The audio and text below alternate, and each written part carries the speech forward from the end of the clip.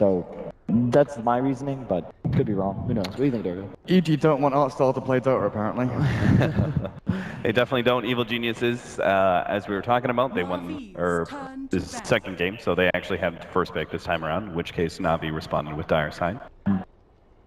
Both teams choosing first pick, as you mentioned. ENG Bounty banned really, really quickly by EG. Navi's going to take out the Lone Druid first. Enigma again? 10 seconds. Possible, but I don't think it's warranted. Radiant side? Yeah. And his first pick, I don't think Enigma's as solid, just because it's not a first pick hero. And if you take something in the first phase that's relatively anti-Enigma, I just, honestly, no matter how good Fear is with the hero, you can't afford to be afraid of Enigma first two. What about Smells Invoker? He has been stellar this tournament so far with Invoker. He's played almost every game, right, and dropped one? I feel like when you ban a hero, it's something that the other team plays significantly better than you do. Brought that up yesterday. Intendi's kind of really, really good Invoker. Plus, it's another thing. Can you really afford to be afraid of first pick Invoker? Apparently, we need it to be, but I don't know. It's again, EG is just so versatile. They can do so much. It's more about trying to deny them the set strategy they're looking for versus, okay, well, this hero's power level is too high. We can't let them get it or we're going to lose, like you might have with other teams. But again, you say Smells Invoker is really good. I could probably name a few more he's not bad at. That's very true. We also have the Universe Nature's Prophet that is obviously incredibly strong, and we're talking about offlaners for general. That is not something that we've seen so far from him. So if you want to go on Swindle's philosophy of ban something that they're just better at you, then we can probably presume that Universe is a better Nature's Prophet than general at this point. Digirai usually plays the Nature's Prophet safe lane as well. Yeah. Oh, that's true. That's true. Before they pick him, I think it might be Avenge here, to be honest. It seems a little odd, but I wouldn't be surprised if they just take something and They're amazing, you know. Okay, right? so now the Bat Rider preemptively countered, right? Exactly, and in addition, because if they take, let's say, Invoker, if I'm Navi, you know, General loves his Bat, wants it every game, boom, Venge Invoker, or Venge Bat, sorry. Both heroes really good against Invoker, very low base armor hero, doesn't want to itemize for armor items, and obviously the Bat Rider counter is nixed. So, would you say there's, what's the downside though if they grab both here?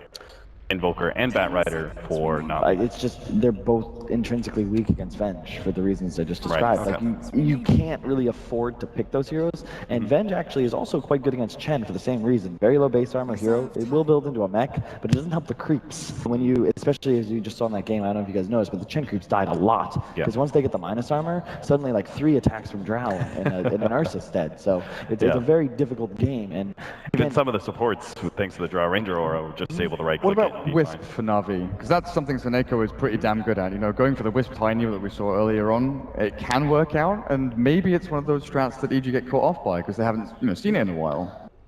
It's possible. I would, again, Venge also is quite good against Wisp. They're going to take the Chen. And also EG is really good at countering Wisp. I'm always scared of that. I'm kind of jealous. Like, again, my team, I love my guys. We're obviously keeping the same roster, but we just aren't good enough and we aren't deep enough to be at a point where I can just be like, you know what, I'm just going to take my here. I'm going to pick the 5. Let's just take Venge and we'll just see what we want to do, And that's a huge advantage for PPD because in this situation, he does this a lot, both with Venge, CM, and Tree. He'll just first pick or first 2 those heroes, and now you're like, okay, well we can take 2, but what the hell are they going to do? Like it. That's way too early for me. EG knows that hero very well. Arteezy Lycan goes all the way back to TI4. I'd be very surprised if EG doesn't know how to deal with this. How do you deal with it? I got no idea. Tell us the secret. I was going to ask that question. I thought you had a secret. Are you holding things back here? No, I mean, Lycan's just pretty weak. Laning stage, you can abuse him a little bit, but I don't expect EG to do that so much. I think they'll just... You just pretty much have to defend the towers and have some way of controlling him. I actually think Naga is really solid in this game thus far. I wouldn't be surprised to see either Fear or Arteezy Naga in this game. And you could say something, Kat? I just thought it would be interesting if the Wyvern ended up showing up on Evil Genius's side, but I also wanted to talk about the Earth Spirit. Why didn't that hero show up last time? We will see it this time around. Team, it's funny because Zach, we actually gave EG Earth Spirit a while back, like an MDL, because as I discussed, you want Fear on a hero that you know he's gonna, want him early picking this hero, and he wasn't amazing at the hero back then. No, he wasn't. But now he's pretty good. He's really good now. Yes, he is. So I like the pick. They could potentially Venge Core, but I really don't think that's going to happen. Earth Spirit's actually quite weak against both Chen and Lycan. More early game focused minion heroes are very strong against Earth Spirit. But it's Earth Spirit, so you really never know. The hero gets treads in a veil at 20 minutes, and suddenly he's soloing both your supports with a kick. So we'll see what happens. What do Na'Vi really want to pick up here in order to further invest? Because they pick up their early Lycan, right? It seems like they're very much focusing on their own strategy, kind of push strat with a lot of summons coming out. How do you double down on that? They're Dire Slade, they want Roshan, they need Vision. Beastmaster might be an option here just to have the Hawk and give them that More intel and more summons and units to throw into the mix as well. Yep, I agree with that completely. I think a Tidehunter might be possible. It's the traditional old school Chinese counter to both to Venge, and I think it's also quite effective against Earth Spirit because, you know, you cleanse everything and then ravage stuff, and hopefully things die. The only thing is, again, like we saw last game, there were two heroes that really wanted Ancients. You don't really want to take an offlaner that requires them to catch up when you have a Lycan. You want him to rotate out of the lane very quickly. You want to control the safe lane hard. Get Lycan level 5, he can then screw off, go farm hard camp, farm Ancients, you get your support levels, start making rotations with the early Lycan ult, maybe take Roche, get towers, get momentum, win the game.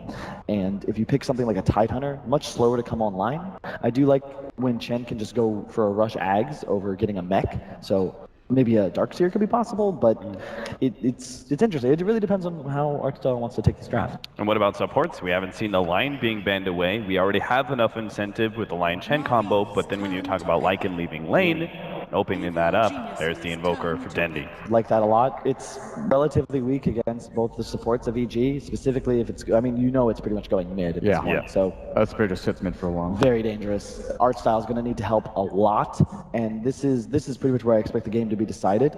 And I like, I'm not a huge fan of the pick because, like, I just brought up how they're going to need to control the safe lane. Lycan is an okay solo hero, but if you're in a position where a lot of attention is drawn towards the mid lane, you can punish a dual lane Lycan really hard with just one hero. Let's say if they have Darkseer Earth Spirit dual lane up against the Lycan, they could just run straight into the other support as well. I would not be shocked to see a Darkseer here. Both DP and OD were banned, both quite good against the Darkseer, and in addition, you see both of the main cores of Na'Vi, and while Invoker's got a favorable matchup against Darkseer, I don't really think it's a huge deal, because they'd be able to apply, as you said, so much pressure on the Lycan. It'll force the Chen there, it'll force the support to stay there, and then Fear at any point can roll middle, Invoker's dead. So if we look at it that way, what kind of carry here does EG want to do to actually have the safe lane farm and maybe deal with a Lycan as we get into like 15-20 minutes? Is there anything that matches up particularly well against him? Beastmaster, interesting. Okay, they're going to go in a different direction. I'm okay with that pick though. Let's take it away from Na'Vi. Void into it. I don't know if I like the Void too much here. They have really good CC for him. A lot of, I mean, Beastmaster, if you Necrobook drain his mana and he's not, like, if he doesn't have an Ags, he's just now and can't ulti, so. And Vengeance lane is reasonably good, right? You just wave and right click, so and then you stop hitting him, so he's got to either time walk and waste mana and the cooldown, or he's got to just tango up. I actually favor Void just because the stun isn't long enough to prevent you from leaping the damage, even if you max it. So as long as you don't die to it, you're okay. My concern is the Earth Spirit, because that's like one of the best Void killers there is, especially when he gets more levels into and it has silence available. But Beastmaster I like just because it's one of those heroes where it really doesn't matter what Na'Vi picks as their final support. And just to note, they're actually saving the support for last pick, which I'm really not a huge fan of. Unrelated, but is Seneko drafting for Na'Vi? Yeah. Have I not noticed that? I thought it was Arcstyle this whole time. So Seneko's actually saving his hero for last then, which is quite ambitious, and just interesting to show how, you know, PPD picked his first and Seneko's saving his for last. So it's everyone sees Seneko as sort of the star of Na'Vi. I think that he's the only member of the roster for more than, what, 3 months, other than Dendi, if I'm not mistaken. Other than Dendi, yes. So obviously there's a lot of faith in him from both Dendi and the organization. So hopefully he'll pick something surprising. And do you ban out the Wisp here just in case? No, if Na'Vi picks Wisp, like they're. No, I mean, does Na'Vi ban Wisp just in case? Because the. Oh. Okay. And you think Core Earth Spirit comes out on or Core Earth Spirit, maybe. I mean, if it was MVP, I'd probably be concerned. But EG, like they don't really need to resort to weird tricks. I guess so. They're in a very strong position with this draft, I believe. Isn't Bristleback not very strong against Necronomicon heroes or mana burn in general, right? Isn't that a problem? Also quite weak to a certain extent against Void, as you can lock him facing a certain direction. In addition, time dilation prevents you from using your hero for quite some time. Yeah, so we could get off one Quill Spray, get time dilated, have all this mana burnt. We may not see any Quills out of this hero. He's going to need to itemize for either a early BKB or it's kind of weird, but I actually think Lotus Orb is a potential item for the Bristle just because it gives him, it's obviously armor, which you really need to build on that hero. In addition, you can then remove all of the silences, time dilation, etc., and it just gives you mana regen, which is really helpful, especially if this Invoker happens to be Quaswax, although I doubt that. Yeah, and this is probably going to be pretty physical damage focused. That was kind of interesting though. I wanted to bring this up. The Exort Invoker, much stronger with the Lycan, right? Forge Spirit, Howl, etc. But isn't Quaswax Invoker, you already said it's Invoker not great versus Vengeful Spirit and Earth Spirit, but isn't you're more susceptible as an Exort Invoker than against that kind of roaming power, right? Definitely. It's hard to say, to be honest. The thing is, when you go the old Forge Spirit build, you can. It all kind of depends on how the game goes. The 2v2 of Chen Invoker is much stronger with the Forge Spirit, but it's really hard to say. And they go Disruptor, which because especially as Invoker, you're not going to be looking necessarily for kills with Sunstrike. You probably have like Forge, Cold Snap, Ice Wall in your rotation for the first 7 or 8 minutes or so, because you don't have any like hard stuns to look for Sunstrike kills. I'm not really sure what EG is going to go with this pick, but they can pretty much do whatever the hell they want to do. So Could you run through the lineup and tell me what lanes they're going to? I know you're not going to be 100% certain with any of them, but... Talking about EG? Yeah, EG. This is almost certainly going to be a Beastmaster offlane, an Earth Spirit anywhere he wants to be, and then the Venge Bristle safe. And EG, and I agree with this, they save Sumail's hero for last, and they continue in like the sort of Chinese style of they have 2 supports and an offlaner in the first 2, and then they save their 1 and 2s for the last picks, which allow them to then counter the draft of the opposing team. I am not quite sure what Sumail, they're going to pick for Sumail. They got 8 seconds. I'm going to just go out on a limb and just go with maybe a Lina. Ooh! Oh! Wow, I was off. Okay. Solid pick. That's going to be a Spectre for Arteezy, and then the Bristleback mid, which isn't that bad of a matchup, I don't think, against the Invoker, especially with Exort.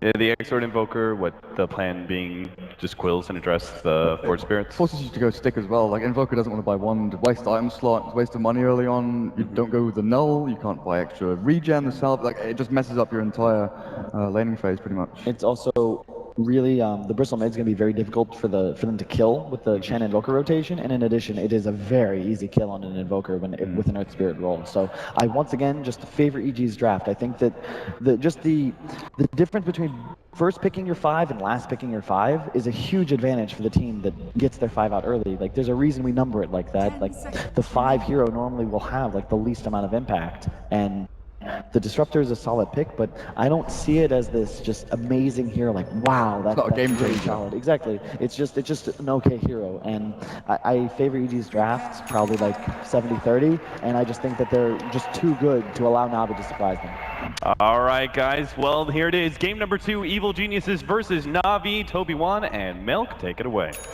Thanks a lot, Cap. Yes, we are here for game number 2. Let's see. Can move forward. Will it be EG in a 2-0 wipe, or will it be Navi forcing us into a 3rd game? Malk, it seems Navi has a very eclectic draft this game. Yeah, so like I really like the 3 opening picks, even the early pick of the Lycan, because EG banded out and DJ Ra played a really good Lycan yesterday. They could actually just I've said this several times today, but they could have forced the issue and just Deathball pushed with those heroes and then combined it up with something else, and then they completely demolished their own synergy by picking up the Faceless Void and the Disruptor, and it's sort of like the last game we saw from them, where the lineup was all over the place. They didn't really seem to have a plan or anything, whereas EG still picks up, Beastmaster, Vengeful Spirit always have some kind of synergy together, and then the Bristleback is a bit of a surprising pick, I'd say, especially because it's going mid. Yeah. I'm not necessarily against it. The Spectre ban was to be expected, or pick rather, was to be expected because of how much we saw them played yesterday, and I think Arteezy had an especially good game on it, despite the fact that he was being kept down a lot in the lane. But as the panel was saying, like the bristleback pickup really like plays out beautifully just because it's so good up against Dendy's Invoker. And then he's actually not going to go for what I thought he might be trying to do here, which is something like Cross Wex. That the panel was also saying like that normally the bristle is not great up against Necro style heroes. And if you're obviously an Invoker, you just have like an EMP Tornado, you take away all of that mana with the bristleback, and then there's just no more quells to speak of. But it's not the case. In fact, looks like they have actually balled forward to Dendy. He's got no easy regeneration apart from like burning that salve of his. One charges or not, it's going to be a very difficult lane for Dendy and a very high consumable lane for him. Yeah, probably, and I agree with Swindle entirely. Like, art style is gonna be the deciding factor on how Navi's early game is gonna go. He needs to be omnipresent in this mid lane to allow Dendy to farm up, because Dota is probably gonna have a pretty easy time up in the top lane with the support of Disruptor. Very annoying for any melee hero to go up against Disruptor and support. Oh, Universe is prepared with plenty of regen though. bottom lane, Fear, a little bit of a wide ball right there on General. Unable to connect, which means there was no instant follow-up. Universe was also heavily harassed by Seneko, and so he's already had to burn that salve of his on this top lane. Yeah, but the return is then that Suneko actually didn't have as much regen as Universe, obviously, so he's running around on half HP now. Okay, Samel's having a very bad time. Like, Artstyle hasn't really done much. Like, his presence is here in the lane, but he's hit, like, I think he's hit 3 or 4, like, Hadoukens out from that Sada Tormentor against the bristleback. Yeah, the shockwave is, when you say he hasn't done much, he's basically taking away all the HP of the bristleback with those 400 damage. Artstyle, well, PPD, he's gonna get nuked down a little bit. Artstyle, do you have enough damage? There's no more blast coming out from that Sada. He's out of mana, and Artstyle knows it. He'll turn to as much damage as he possibly can to Samel. But the kill has basically been done. General was in the neighborhood as well, and the Sunstrike, a little bit off target. Samel not going to go down to that one, and you still got this battle going on. There's Balanced Spirit going up against Faceless Void. Honestly, a part of me think that Sumail wasn't even mindful about the Sunstrike. It didn't seem as if he was intentionally trying to dodge it or anything. He just changed position on the Hellcaller to make sure that he got the kill on it. Unintentional awesomeness. Yeah, so the good thing for Navi is that Dita Ra is free farming on the top lane, and you really want the Lycan to have all the farm you can get as fast as you can get. I really liked his build yesterday, that he ran up against Secrets with the Solar Crest into Necromicon. Mm-hmm.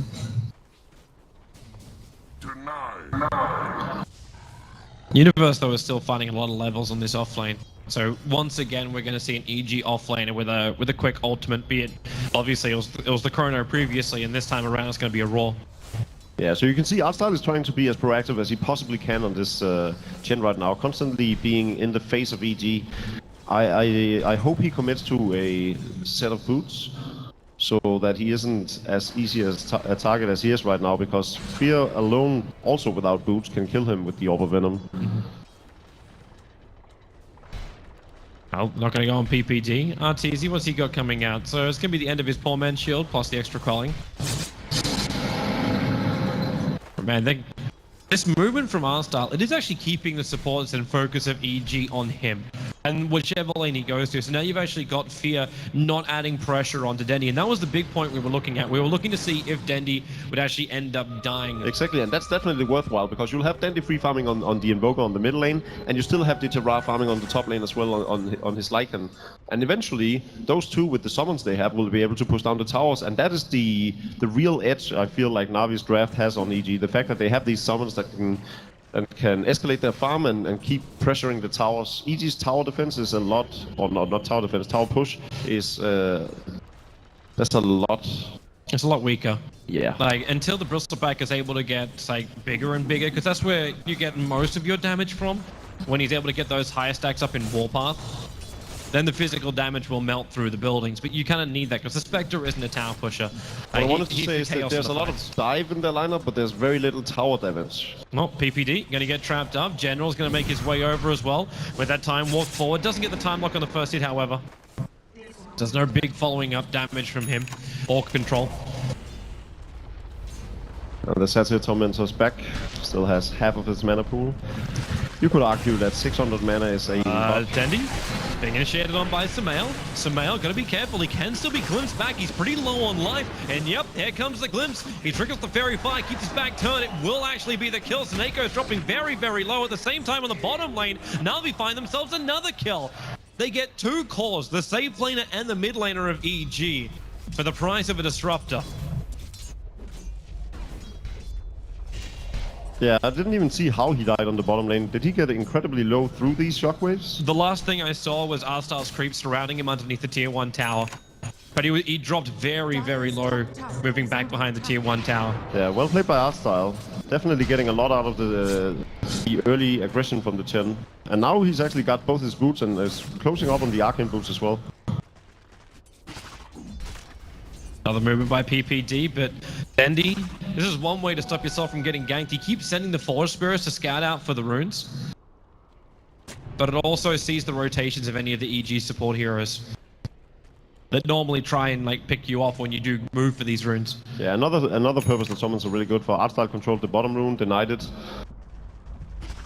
This CS is so damn good. It's 45 CS in 6.5 minutes for Didira. Like this Lycan, you said free space on the top lane. It really has been that. Universe has managed to find 23 of his own, and he's got this Iron Talent, so he's not far behind. But it's just the fact that Didira is moving himself in a really good position. You get out that Vlans, and with this lineup from Na'Vi, Roshan really isn't that difficult, and well... Easy pickup on PPD with the glimpse into Dendi's Cold Snap. Not much support can do. So what EG wants to have happen in this game is that they want to gank all over the map. They have 4 heroes that are very, very effective in ganking. It doesn't feel that way though, because right now it looks like Na'Vi are the ones who are ganking all over the map. Well, they need the levels to follow up with it. It's not until Spectre gets the Haunt that the lineup gets potent enough to do so. But he can't get enough space in the bottom lane to do so. Exactly. Every time he comes in close, General just runs at him. Beastmaster is still not level 6 for the Primal War, and the supports are standing up there waiting for that to happen so that they can kill off the Lycan. Well, they can try. Snako definitely want his glimpse back before they do it. Meanwhile, Dendi is just getting bigger and bigger. He's actually the top net worth on the field now with the Hand of Midas completed. And just beating into the bristleback with the Sunstrike. Samael, he walks in with that last attack from the Force Spirit. Barely reached from Dendi, but it will do the work. The wall is up from Snako, buying some space. The ball forward, Didira getting stunned up. But once again, EG lose a core, and Disruptor is the only casualty of war here from Na'Vi. Yeah, so what Na'Vi wanted to do was actually go on the Beastmaster on top lane. Didira constantly harassed him to take him down low so that the Disruptor could come in and glimpse him back. So Didira preemptively uses Shapeshift to go on him, revealing the smoke of the EG players, and instead it's gonna be Soneko who plays with his life, but that's definitely worth it because it lets Didira survive this gank that they were going for. There's still Primal Raw up on the Beastmaster though, so any lane right now, they know he's home healing, so they gotta be careful about with all of their lanes. I think Dendi especially should probably be extra careful. There's no Haunt up on Spectre though. Yeah, he used it to get up to the top, and now on EG, they are smoke moved. I want to keep my eyes on General's TP scroll, see if he uses that, because if EG do decide to fight and they fight underneath that tier 1 tower, like this moment of Chrono might save the life here of Didira, but okay, no, he's permanently locked down. EG just, Na'Vi just accept the fate that their Lycan is dead, and they'll look for the best trade-off they can possibly get, which is tier 1 tower damage on the bot lane. Yeah, because they must have known that one of the lanes was gonna die. I like the 2 from General. Like, he starts to cut through the tree line. It looks like he's trying to see when EG start their TPs in. If they start their TPs in. The ball comes in towards mid lane in the meantime. Dendi, Cold Snap. He's got 2 Force Spirits on him. He's actually going to kill off Fear. The Hand of God gives the extra life as General. He'll arrive, but it's a little bit too late to get that Chronosphere off. But they already achieved, again, what they wanted to do. That tier 1 tower is lost on bottom lane. And Snake, this tier 1 tower on top lane took minimal to almost no damage. And how big is Dendi getting 4 kills in 9.5 minutes now with 5.3k net worth? And how this sounds weird, but it was actually the best death they could have hoped for on the top lane because it allowed them to freely take the bottom tower, and it allowed Dendi to continuously pressure the middle lane, knowing that whatever gank would come on the middle lane, it wouldn't be near fearful enough for him to actually die, especially not with Hand of God being available for Artstyle. The next big point I'm waiting for is to see, one, how effective that Haunt's going to be from the Spectre, and also see, because if it's not that effective, you are running an Invoker who likes to solo Roshans on Dire side, but it's also a Vladimir's offering already over on Dira. Can they slip inside of Roshan and take it without EG contesting them?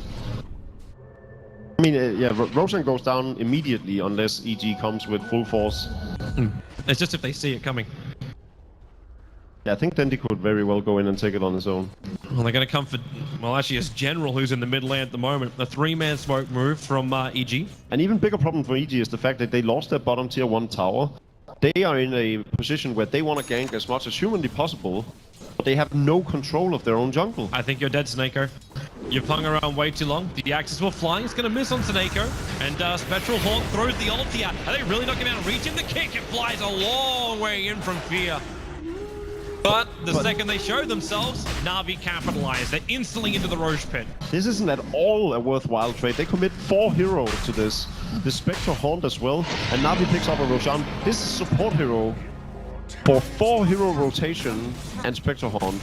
You know what this actually reminds me of? It reminds me of like those secret trades, like with the Beastmaster running in, trying to take out like a ranged Rax as a trade-off. It feels odd. It's a complete act of desperation right now. Na'Vi is in full control of this game, and the only response that EG has is ganging the top lane over and over again. Because whenever they try and touch Dendi on the middle lane, they fail. They have no control of their bottom lane, and they just gave up Roshan as well against 3 of the best pushing heroes in the game. And instantly a tier 1 tower in the mid after it. Art style, okay, that mech is going to be coming up a lot more, like, rapidly. How is Dendi looking for his money? So he's 1.4k away from having the Ags. Yeah, the early game aggression paid off for Artstyle. If it had gone any other way, he started out with a death, was level 2 for a long time, Watch didn't top have lane. boots. General, leap, Chronosphere. Snako doesn't have his ulti. He can still put the ball up, and Spectre has no way out. With the extra help from Sunstrike, they find the kill for Dendi, initiated on the mid lane, and there is more than enough damage to find the pick-off. Even with this Aegis the Immortal, the chance of surviving through this, he gets the Ghost Walk leveled up. Snako brings in the extra help, and Dendi, he just wants down, but the Sentry Ward's down. PPD, he's there, and a big kick coming in from Fear. Dendi, where's the extra life? They just don't have enough. Dendi will drop, but the Chen army is surrounding Universe. They're finding pick after pick, and with a glimpse back, hope may be lost right now. Samael pulled back into the middle of Na'Vi. They bring him down. Spectre will come back to World of the Living. His horse still on cooldown, but Na'Vi, they've got the momentum. They're going to take themselves another tower. We are 13 minutes into this game. There have been 2 big fights going the way of Na'Vi, and they've managed to remove all out of towers on mid and bot lane. Talk about momentum. They're all over the map. They're in complete control of this game. They take out Spectre on the top lane while pushing a tier 2 tower on the bottom lane, while Dendi is standing middle lane, entertaining 4 heroes, surviving for long enough for the rest of the Na'Vi to join forces from both the other lanes and taking down 3 additional heroes of EG. And now they're just going to take another tower. Is Fear going to stop him? He's balling in, he's got Magnetize available, and with a big kick, finds through from the Spectral Haunt, going to go to work. Can this be the time when Na'Vi gets punished with that glimpse? Well, you can say goodbye to Samael. He's sent back to Nako. They finish their TPs. Na'Vi are getting out this one scot-free. Dire's top tower is under attack. Invisibility. Arteezy as well. Gotta be careful. If he kept that chase going, he would have ended up dying. Dendi has an Aghanim Scepter. We are 13 minutes in, and he has Hand of Midas Aghanim Scepter. This game is completely out of control, but where did it all go wrong? EG, we looked at their draft and said, hey, this actually looks pretty damn decent. Like, the laning phase should go really, really well. Artstyle did what Artstyle needed to do. He opened up the map, allowed free farm for Ditra, which forced EG to move on him constantly with most of their lineup. They committed 4 heroes every time they needed to take a kill on the top lane. And worst part was, 2 of the times they only found Suneko. They're going to find another kill here. General's got his ultimate. He's going after PPD for the moment, leads forward, and there's the ulti on Universe. A little bit of missed energy coming out there with Suneko. The Sunstrike is not going to hit us smart, but Universe will still end up dying. It wasn't pretty, but the damage was done. Yeah. But that's something that Na'Vi's going to have to tighten up. Remember, you cannot give any kind of openings here for EG, even though they don't have like that wonderful combo of like the Darkseer as well as the Earth Spirit, which turned around so many games in Shanghai. So the first level of Necromicon up on Ditra now. EG did manage to put his farm to a temporary halt. Dire's top tower has fallen. And he's got that, but you got a Blink Dagger over on the Faceless Void. These Chronosphere positions would be wonderful. Looks like we've got another glimpse going on as RTZ right back into the fight. And can Arstar really in position? But a steady Sunstrike will finish the job. Once again, Magnetron is trying to clean up a little bit more of this fight, but the mech is just, it's repairing almost all the damage. And Fear, he's being chased down by a wild animal. Sumail has to try and become this buffer between himself and the rest of the team and Na'Vi, but he's just dragged back too fast. Sumail so low. Dendy's picked up the VS, and Sumail, he's going to barely, or will he? That Urn Charge is ticking him out. The Sunstrike Sumail this time he is well aware of it and dodges the UV rays. And even with the dodge on the Sunstrike, this is the old guard of Na'Vi. It's Artstyle and Dendy completely outclassing, outshining the entire Evil Geniuses lineup. Oh, really? Okay, these TPs are coming. But you can't do that. Like, you have a disruptor on the enemy team. Like, that TP is all for naught. You burn your fortification, but you're so far out of position now. And they're gonna let the... Oh, okay. They're gonna smoke underneath the Radiant Observer, just trying to get that movement speed to get away. What flew in on the Courier was actually the Blink Dagger for Dendy, so he can easily escape. But that tier 2 tower still gets to 9 off. All outer towers gone 16 minutes into the game. No, but this is the dream that everyone here in the arena was hoping for. That Na'Vi would show up with the same Na'Vi that we saw in Game 3 against Secret yesterday. And so far they're delivering in this game. The first one, definitely not, but second time around... Universe. You start that time dilation over on him. General wants to jump forward. He's got the Chronosphere. RTG comes into it. They get a two-man Chrono. The kick from Fear, however, stops any from instantly following up. PvD with his swap. He sacrifices himself for the greater good. And Taneko, the controllers on RTZ. The kicks are off mark here. And will they actually find this kill? The Wolves are chasing him down and glimpse him back. Taneko wants the kill. They found it. 3 down. But you do still have a lot of damage coming up from Sumail. He'll finally get some revenge on the Disruptor. But how many times have we seen this where Seneko is the only one to die for Na'Vi? He's got 4 kills, and I'm fairly certain you can say Na'Vi took 4 really good engagements every time he died. I mean, Seneko did everything he had to do in that fight. He caused 2 of those deaths directly, especially the Arteezy one where he lands all the spells on him. The glimpse into the ulti combo. And then, you know, with him, most of his deaths has benefited Na'Vi. Gotten towers from it, they got Roshan from it, they allowed the Lycanthrope to stay alive from it. It's still crazy how this lineup of Na'Vi has just come together to make all of the lanes work. Just to make everything function, the space the Chen did create. And now they're sitting in this position where, like, we could be seeing the same kind of path for them. Game number 1, maybe not go too well. Game number 2, hey, it wasn't clean, it wasn't pretty, but it worked pretty nicely. Then again, this is still, if you look at the graph-wise, this is actually pretty clean. It just doesn't feel it. I mean, Dendy is so far ahead, it's almost absurd. He's sitting on 11,600 net worth. The closest one is Ditera with 7,400. It's going at 132 gold per minute right now. The funny thing is too, like, all he's got, like, I say all he's got is a Blink Dagger plus an Aghanim Scepter 18 minutes into the game. What do you go next on him? Like, do you try and just, like... I mean, eventually... Do you play position? Do you get BTs? I think BOTs would be fine right now because he's so far ahead. I think they're always good. Most often you see Invokers go for the Hand of Midas, Blink Dagger, POT, or with the Yule Scepter, and then go for the Aghanim Scepter. Dendy was just skipping the middleman and going straight for the Aghanim Scepter. And then, you know, he's going to follow up with the Octarine Core. Question is, he's going to go Octarine Core first? Yeah. Or the Boots of Travel. Right now, he probably feels like he's moving around enough that he doesn't need the BOT, and he's going to push with his team anyways. He doesn't need to do the split pushing. So maybe going from the Octarine Core, ensuring more survivability through the Soul Booster, so that he won't die to the Beastmaster combo, is probably fine.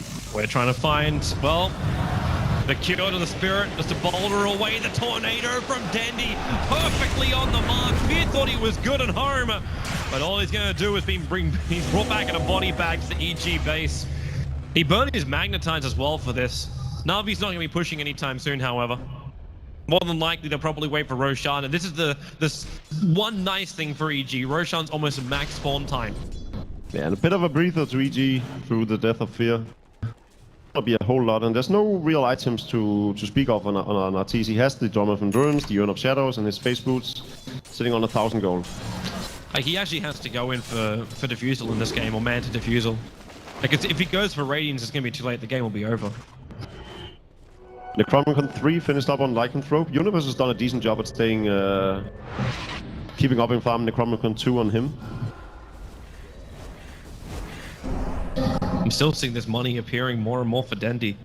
But 3.6k gold stored. Like, he would have bought BTs by now if he was going to buy BTs. Could he actually rush up something else? Yeah, Scythe of Vice, I think. PPD? Tomato's a little bit off target. Yes, Scythe would be really nice. But PPD locked to the tree line. Easy kill on the EG captain. You know, when you never go to Fountain, you do need some kind of mana regeneration, and what better to have than a Scythe of Ice? Keep our eyes on the courier. Gem's now up for the Disruptor, so this map's going to become very, very dark for EG. I say very dark when you are running a Beastmaster, so the Hawks should always be giving you extra information. But you see just how close EG and Na'Vi are farming, and how much Na'Vi are invading the sides. So while Samal's taking Ancients, General's like, well, okay, I'll take some of that experience as well. Sunstrike's on the way, Samal moves up. Dendy actually takes both of those last hits, I think. Yeah, he did. No, he take. No, I think. The small ones. Yeah. Yeah, he only got one of them because the gold popped on a little late on the other one. General still here at Arteezy, with Dendy BTing himself also. He did actually end up picking up the Boots of Travel. He's still got a surplus of about 1,600 gold. So maybe a little bit indecision exactly which path he wanted to go. This time around, Arstyle won't have the delayed Aghanim Scepter. I mean, this game is so far just his playground, right? The one time he died, he entertained them for so long. They committed 4 heroes to it. He almost killed one of them before he went down with the Aegis just. And I imagine he was just sitting there smiling, waiting for his team to come. Look how much EG is trying to commit to getting rid of the vision. Like, there's sentry wards all over their top lane. Their obs are about to time out. They do have a fresh one at the top river. There's a little bit more of a warning. As Diddy Ra, he's currently a ward for Na'Vi. It's been very endemic to how EG has played this game. They only have control of the top lane. Yeah. Alright, Arteezy. Yeah, he's too far away. PPD's gonna take too long. His sentry's too far away from the obs as well, so they know the PPD's rotating over. There's no one else here, however, so all PPD can do is put down a nice ward to watch the bottom river. But this Roshan is so easily belonging to Na'Vi. And who do you give it to? Like, you look towards Dendy, right? Like, he's the biggest one. Diddy Rust, like it is not the greatest Aegis carrier. Yeah, we talked about this yesterday, how it doesn't really matter if Lycan or even Death Prophet have Aegis. They already committed the ultimate. Oh. That Observer would last a grand total of like maybe 30 seconds. Just that gem on Seneko. Now you lose your sentry wards as well. 22, 23 minute Aghanim Scepter Chen. What creeps has Artstyle got? Actually, he's got none. He has to wait for them to spawn up. Yeah, that's a fairly common timing, especially when you're as far ahead as we are right now. Ooh, perfect. He gets a Granite Golem. One of the two you want, the Black Dragons and the Granite Golems. For pushing, this is actually the preferred one, I think. If you have to choose one of them. 15% HP increase is pretty good. Beastmaster finishes up his level 3 Necrobooks at Universe. At least he has this. He is trying to keep the momentum on the top lane going as far as he can. The balls are already down from Universe, and just with one quick boulder kick, the tier 2 tower will start to take some level of damage. But Dendy's back to defend this. He can TP back to the lane in 40 seconds time anyway. And with the space he's getting to farm up on the top lane, that Octarine is really not far away as well. Damn, I'm still questioning if it is the Octarine. I know Dendy really likes to get that early Scythe of Vice as well to sort of be able to pick up kills on his own without them doing anything about it. Well, it's up to him. With the Blink Dagger, the Scythe definitely makes a lot of sense. Of course, if they just keep this game going for another 10 minutes, he can take both. Yeah, but I feel like Na'Vi can just force the issue right now. They just need a bit of decisiveness and then just commit to going. They actually haven't breached high ground at all yet. Which, with how the game has played out, is almost strange, but they've just been fighting their time. They're not giving EG a chance to get back into this game. It's the patience which we weren't certain we would see from Na'Vi. We definitely didn't see it from them in their quarterfinal game 1. General is looking for Arteezy, knowing that Dendy can TP down on the creep wave. It's pretty damn close. But not close enough. But yeah, can Na'Vi actually end this game? Do they have what it takes So I think what they're fearful of is the fact that what if Beastmaster, Ross, Dendy, and Magnetize lands on everything, and Bristleback is in the middle of everything, just firing off 10 quill sprays, then maybe EG might actually win the fight. Goodbye PPG. The Chrono Spear as well from General. It catches out Arteezy. They're going to have enough damage. Arteezy, yeah, he does go down. The Magnetize doesn't do anywhere near enough. And the Raw is even used on Seneko. They do bring down that Disruptor finally. But what really is Samael doing? He's over on the side trying to battle up against Artstyle. Not to mention the Ancient World, and he loses because Diddy Ra was right in there with him. 3 heroes will drop, and Na'Vi have now got a big opening to go high ground and do damage to a tier 3 and potentially Rax. Yeah, and then he remains alive, still carrying that Aegis of the Immortal, so there's no way Here's your buyback. that they're gonna back off. They could fight this. In fact, it looks like EG will be fighting this one with a buyback into Spectral Horn. Instantly, Arteezy will be on the front line. And they need something from this. They really, really do. The tier 3 tower. Oh, okay. Is Na'Vi going to give them the space? Navi's playing it very safe, very cautious. Well, they don't expect us up in 2 seconds time anyway. So They do if not they force want the to Rax, risk overcommitting. it's the send back. It's the send back.